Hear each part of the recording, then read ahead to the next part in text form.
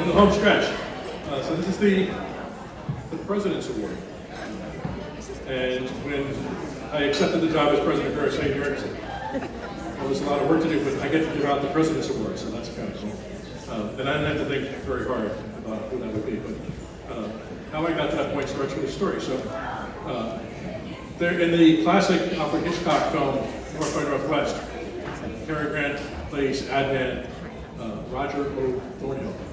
And if you see the movie, at the beginning of the movie, Cary Grant or Roger Thornhill was rushing out of his building with his assistants for lunch at the Oak Room at the Plaza Hotel.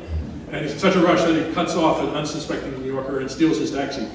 And when he gets in the taxi, his assistant chastises him for lying, because he says, excuse me, I have a very sick woman with me, I have to take your cab. And in the taxi, the assistant says, poor man. And Cary Grant says, look, I made him feel like a good Samaritan. And the assistant says, but you knew you were lying. And Cary Grant looks there and says, my dear, in the world of advertising, there's no such thing as a lie. Only the expedient exaggeration. You should know that. Got to get applause from Cary Grant. That doesn't count now. No sympathy. So expedient exaggeration. While said by an admin, that actually sums up how my relationship with Fred Garcia began. So let me explain. Several decades ago, I was a student at NYU, and there was a great internship opening up at an agency called the Sawyer Miller Group, which is actually now part of Rubber Showing, became Rubber Showing. And I finally got the interview, and it was hotly contested. And I'm sitting with one of their senior executives, a man named Davis Weinstock.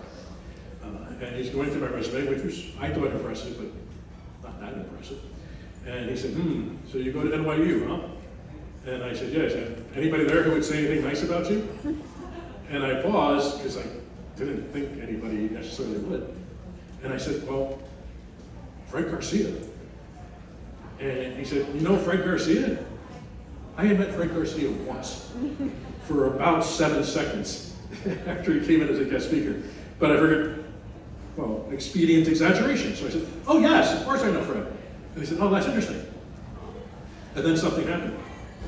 Davis Weinstock turns his back to me in the interview, and he picks up his rotary phone and he starts dialing. And I'm sitting there going, how rude. What's going on? And then I hear Davis say, Fred, hey, it's Davis. And I'm like, Fred? Is she calling Fred Garcia? And he said, I'm sitting here with a guy named Ken Kerrigan. He says he knows you. And then there's an awkward silence. And he goes, I see. Isn't that interesting? And I'm thinking, I've got about 5 seconds to find the door, because I've just expediently exaggerated, also known as lied. And I'm not going to get this job. And eventually, Davis hangs up the phone, he turns around, and he says, so Fred Garcia says you're a really smart kid, and we should give you a shot. And I got the job. 2 weeks later, I leave my little cubbyhole where I was a political researcher, and I'm walking to the men's room. And to walk to the men's room, you had to pass the elevator doors. And the elevator doors open, and out steps Fred Garcia. And again, I only met this man once for about 7 seconds in a class at NYU. And I said, oh, hey, hi. And he said, you're Ken, right? And I said, yeah, what are you doing here? And he said, I work here now, and you work for me. And I was like, I'm dead. But over the course of the next 6 months together, Fred taught me about M&A. He taught me about corporate communications. And since then, that was decades ago. And since that time, Fred has taught me everything. He has been my teacher, my mentor, my colleague now on faculty at NYU. He's been a client, and he's been a friend. And if you haven't read any of his books, and you want to know what excellence really is in crisis communications, I urge you to go on Amazon right now and pick up 1 or 2 or more copies, especially his book, Words on Fire, where he talks about the power of spoken words to cause great harm. So with that, ladies and gentlemen, please give a warm welcome to my dear friend, Professor Helio Fred Garcia. Arabanes, Fred.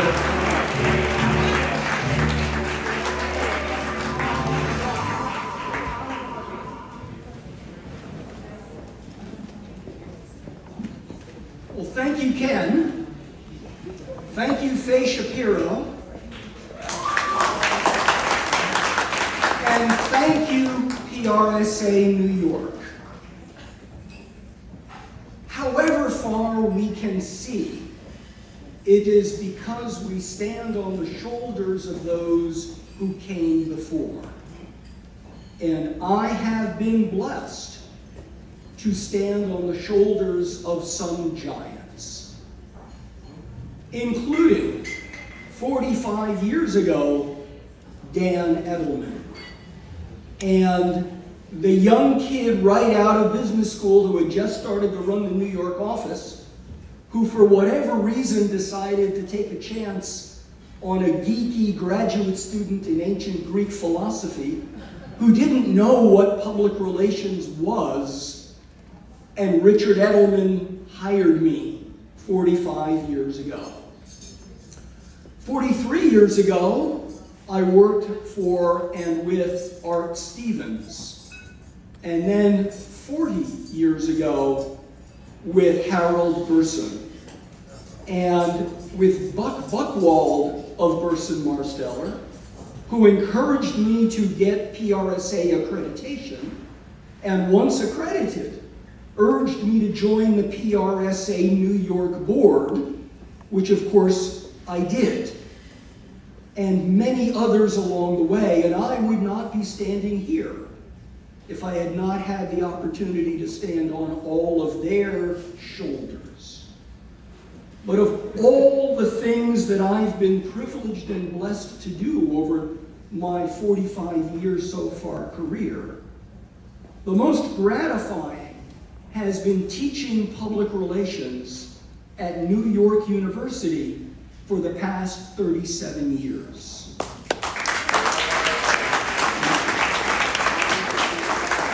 I began my 38th year 2 weeks ago.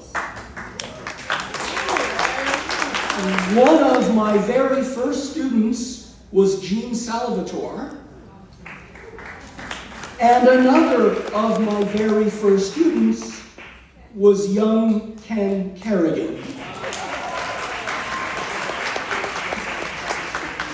Ken later became my intern, and then again became my student, and eventually became my client, and then became my colleague as a professor at NYU, now going on 13 years, and again became my colleague when he published his own book on our future in public relations, an excerpt of which appears in John Dourley's and my book, 5th edition of Reputation Management, The Key to Successful Public Relations, Sustainable Organizations, and Corporate Communication. 22 years ago, New York University asked me to work with John Dourley to put the finishing touches on a proposal to launch a master's in public relations in corporate communication. It launched 20 years ago this month. We are honored today to have sitting at the President's table the department chair of the Integrated Marketing and Communications Program, in which public relations and corporate communication is housed, Dr. Kathleen Rennie. Thank you for bringing the master's program to the next level.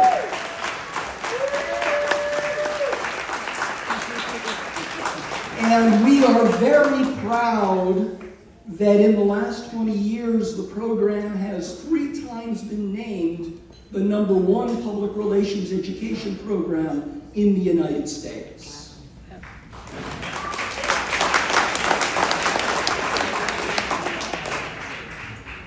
In my 38 years teaching public relations, and another 13 years teaching public relations military practitioners at the Defense Information School, I have had the privilege to teach more than 4,500 public relations professionals as their teacher in front of a classroom.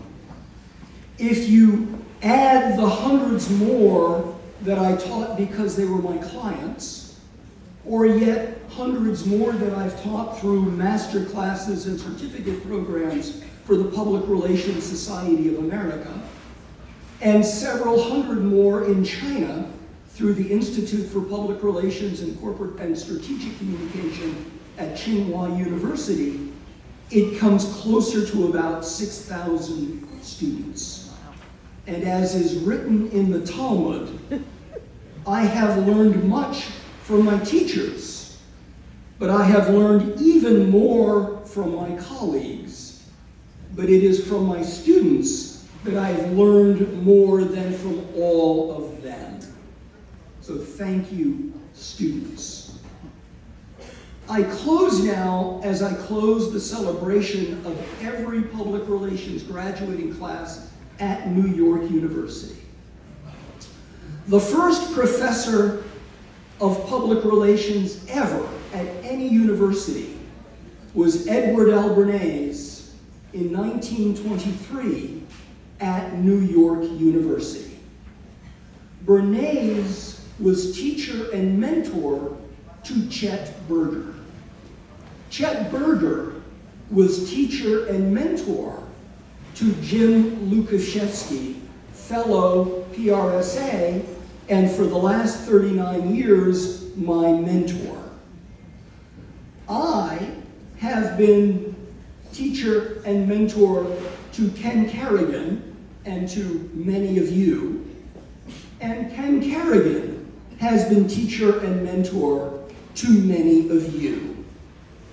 So we now have an unbroken chain for 102 years, from Bernays, who handed the torch to Berger, Berger handed the torch to Lukashevsky, Lukashevsky handed the torch to me, I hand the torch to Kerrigan, and Kerrigan and I hand the torch to each of you.